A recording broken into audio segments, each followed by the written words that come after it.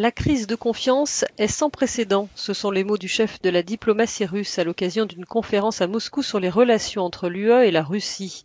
En pleine crise sur le Bélarus, Sergueï Lavrov se dit prêt au dialogue avec les Européens, tout en brandissant la menace de mesures de rétorsion en cas de nouvelles sanctions. Nous espérons que le bon sens finira par l'emporter, dit-il, et que nous pourrons commencer à développer une nouvelle relation équilibrée fondée sur les principes du droit international. La Russie est toujours ouverte à une coopération égale et honnête, mais cela ne signifie pas que nous laisserons sans réponse de nouvelles démarches inamicales ou des ingérences dans les affaires intérieures. Nous savons que de telles mesures sont en préparation, ce n'est pas un secret. Une réponse suivra certainement.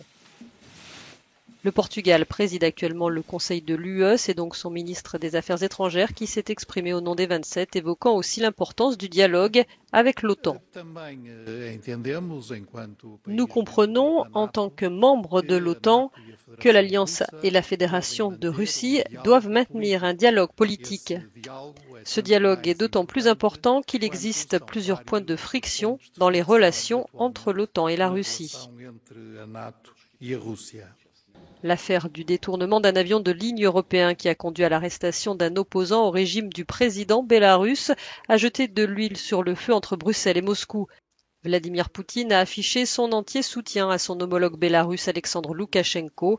Ce lundi encore, 2 vols d'Air France à destination de Moscou ont été retardés faute d'approbation par les autorités russes des nouveaux plans de vol pour éviter l'espace aérien bélarusse.